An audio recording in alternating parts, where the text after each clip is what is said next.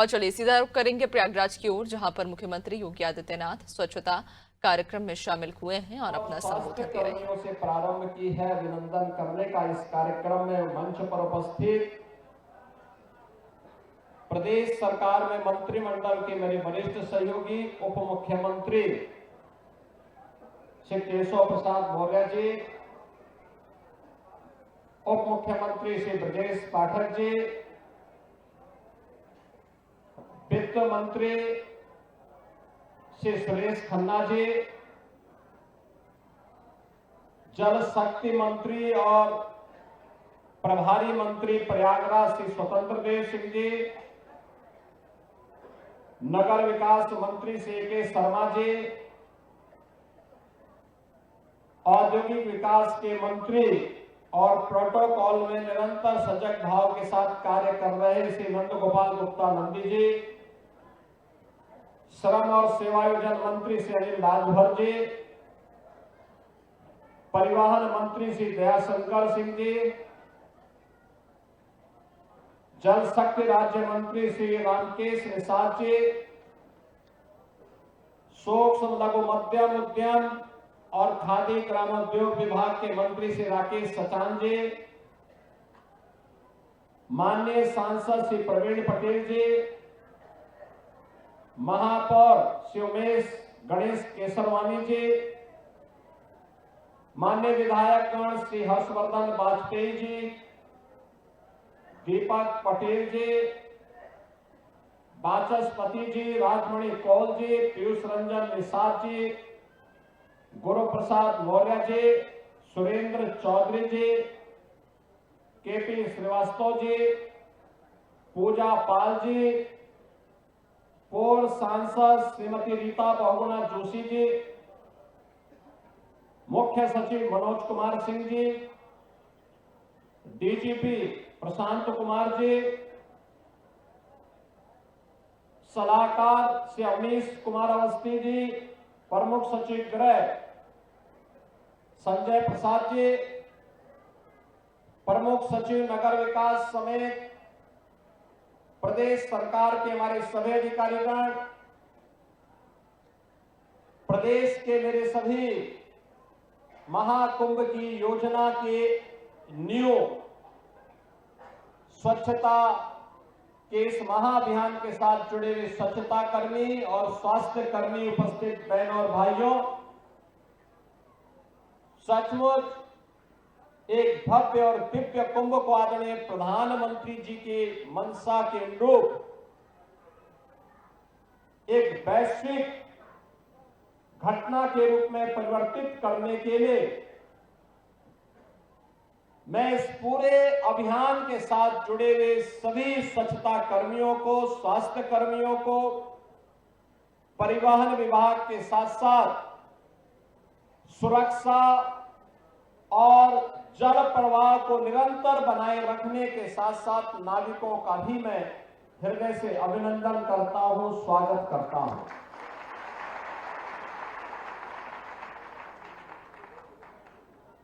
Team भावना से जब कोई कार्य होता है तो उसके परिणाम ऐसे ही होते हैं जैसे प्रयागराज महाकुंभ के आज हम सबके सामने है। नए भारत का नया उत्तर प्रदेश आस्था और आर्थिकी का एक नया आधार देकर के प्रयागराज मेला प्राधिकरण, प्रशासनिक अधिकारियों, पुलिस अधिकारियों ने यह साबित कर दिया कि थोड़ा भी राजनीतिक इच्छा शक्ति हो और उनको सही सपोर्ट हो तो परिणाम कुछ भी लाया जा सकता है। और वो परिणाम आज इस रूप में हम सबके सामने आया है। इसके लिए मैं प्रयागराज मेला प्राधिकरण के अपने अधिकारियों को, प्रशासनिक अधिकारियों को, पुलिस के अधिकारियों को और विभिन्न विभागों के सभी अधिकारियों को भी हृदय से मैं उनका धन्यवाद करता हूं, अभिनंदन करता हूं।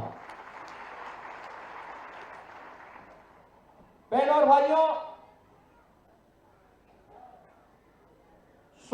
शुरुआत में ही प्रधानमंत्री जी 13 दिसंबर को प्रयागराज महाकुंभ के इसका शुभारंभ करने के लिए यहां की परियोजनाओं का उद्घाटन करने के लिए आए थे। उससे पहले भी और उस दौरान भी उन्होंने बहुत सारा मार्गदर्शन दिया था। भारत सरकार के सभी अधिकारीगण और सभी मंत्रालय इस आयोजन को उत्तर प्रदेश सरकार के साथ मिलकर के सफलता की नई ऊंचाई तक पहुंचाने के लिए प्राण प्रण से जुटे थे। रेलवे है, सिविल एविएशन है, पैरामिलिट्री है, यानी हर विभाग ने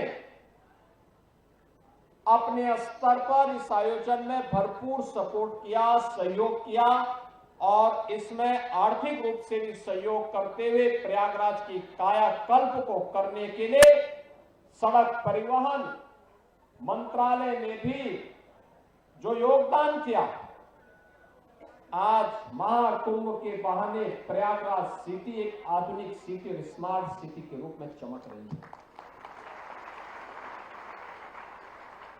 मैं जब यहां पर आपका अभिनंदन कर रहा हूं तो मैं इसके लिए आज प्रयागराज वासियों का भी अभिनंदन करूंगा, जिन्होंने पिछले 2 महीनों के अंदर बिना किसी संकोच के इस पूरे आयोजन को अपने घर का आयोजन माना। मुझे मालूम है जिस सिटी में 20 से 25 लाख लोग रहते हैं, उस सिटी में अचानक 5 करोड़ 8 करोड़ लोग आ जाएंगे, क्या स्थिति होगी। जिस घर में 5 सदस्य रहते हैं, अचानक 10 लोग आ जाए तो हालत खराब होती है। और यहां तो 20-20 गुना लोग आ रहे थे सिटी में, लेकिन प्रयागराज वासियों ने पूरे धैर्य के साथ, हंसी खुशी के साथ कहा कि निसाब ये तो हमारा अपना आयोजन है। और प्रयागराज से ही प्रेरित होकर के पूरे प्रदेश में इतना बड़ा आयोजन, जिस मार्ग से तीर्थ यात्री और श्रद्धालु गए, पूज्य संत गए, उनके अभिनंदन के लिए, उनके अभिवादन के लिए, उनके स्वागत के लिए उत्तर प्रदेश वासी वहां पर उमड़ते हुए दिखाई देते थे। उनके स्वागत के लिए, उस धरती का धूल चूमने के लिए वह वहां पर उतावले से प्रतीक्षा करता था, उनका स्वागत करता था, आतिथ्य सत्कार करता था। यह उत्कृष्ट उदाहरण जो प्रस्तुत किया है उत्तर प्रदेश वासियों ने, मैं इसके लिए उत्तर प्रदेश वासियों को भी हृदय से अभिनंदन करता हूं, उनका स्वागत करता हूं। बहनों और भाइयों, महाकुंभ ने उत्तर प्रदेश के अंदर आध्यात्मिक टूरिज्म के कई सर्किट दे दिए। एक प्रयागराज से मां विंध्यवासिनी का धाम होते हुए काशी का,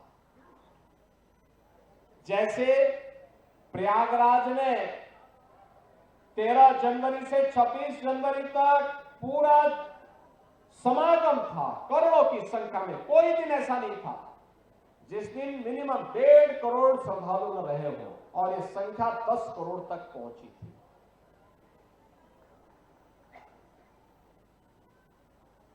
ऐसे ही मां विंध्यवासिनी धाम में इस दौरान प्रतिदिन 5 से लेकर के 7 लाख श्रद्धालु, और काशी बाबा विश्वनाथ के धाम में 10 से लेकर के 15 लाख श्रद्धालु प्रतिदिन जाता था। एक सर्किट यह बना, एक सर्किट बना अयोध्या धाम और गोरखपुर का। अयोध्या धाम में प्रतिदिन इस दौरान 7 लाख से लेकर के 12 लाख श्रद्धालु प्रतिदिन अयोध्या धाम गया, और गोरखपुर में 1 जनवरी से लेकर के कल तक प्रतिदिन 2 लाख 2.5 लाख श्रद्धालु इस दौरान वहां जाता था। तीसरा सर्किट बना प्रयागराज से श्रृंगवेरपुर होते हुए लखनऊ और नैमिषारण्य का। लाखों की संख्या में श्रद्धालुओं का जमावड़ा वहां रहा। चौथा सर्किट बना प्रयागराज से लालापुर, राजापुर और चित्रकूट का। और पांचवां सर्किट बना प्रयागराज से बुंदेलखंड एक्सप्रेसवे पकड़ करके श्रद्धालु जन मथुरा, वृंदावन और सुख तीर्थ की यात्रा के लिए भी गए हैं, बड़ी संख्या में, लाखों की संख्या में। और मैंने जो कहा ना, आस्था का यह इतना विशाल समागम दुनिया के अंदर कभी नहीं हुआ, कहीं नहीं हुआ। 66 करोड़ 30 लाख श्रद्धालु किसी आयोजन का हिस्सा बने। कोई अपहरण की घटना नहीं, कोई लूट की घटना नहीं, कोई छेड़छाड़ की घटना नहीं, कोई दुष्कर्म की घटना नहीं, कोई भी ऐसी घटना नहीं जिस घटना के बारे में कोई ये कह सके। विरोधी को भी ढूंढे ढूंढे दूरबीन लगा करके भी और माइक्रोस्कोप लगा करके भी वे इस प्रकार की घटनाओं को उजागर नहीं कर पा रहे। दुष्प्रचार का कोई मौका विरोधियों ने चूका नहीं। जिनको यह आस्था का महासगम समागम अच्छा नहीं लग रहा था, उन्होंने कोई मौका नहीं छोड़ा। मौनी अमावस्या के दिन 8 करोड़ श्रद्धालु यहां पर था। हमारी प्राथमिकता थी कि इन श्रद्धालु जनों को सुरक्षित स्नान करा करके उनके गंतव्य की ओर प्रस्थान करवाया जाए। क्या संगम पे, क्या ऐरावत घाट पर, क्या गंगा जी के किसी भी घाट पर, क्या रेलवे स्टेशन पर, क्या बस स्टेशन पर, क्या अगल बगल के जनपदों में इतना बड़ा समागम प्रयागराज आने की लिए तत्पर दिखाई दे रहा था। लेकिन विरोधी और विपक्षी लगातार दुष्प्रचार कर रहे थे, बदनाम कर रहे थे, अपमानित करने की भाषा का उपयोग कर रहे थे। कोई काहिरा की घटना का दृश्य दिखा करके प्रयागराज को बदनाम करता था। प्रयागराज में मौनी अमावस्या के दिन 28 और 29 की रात्रि को दुखद घटना घटी थी। उन सभी परिवारजनों के प्रति हमारी संवेदना है। लेकिन बहनों और भाइयों, उसकी आड़ में काहिरा की घटना को, काठमांडू की घटना को, किसी अन्य जगह की घटना को प्रयागराज से जोड़ करके बदनाम करने की साजिशें हो रही थी। मुझे लगता है कि जनता जनार्दन ने एक सिरे से उन्हें खारिज करके प्रयागराज महाकुंभ में आकर के साबित किया कि नहीं, तुम्हारे दुष्प्रचार में अब नहीं आएंगे, सनातन का ध्वजा अब कभी झुकने वाली नहीं है। और जो भी प्रयागराज आया उसने 2 बातों की चर्चा जरूर की, जिसका उल्लेख आदरणीय प्रधानमंत्री जी ने अभी हाल ही में मध्य प्रदेश में अपने उद्बोधन में कहा। उन्होंने कहा था जो भी प्रयागराज आया उसने स्वच्छता की और स्वच्छता कर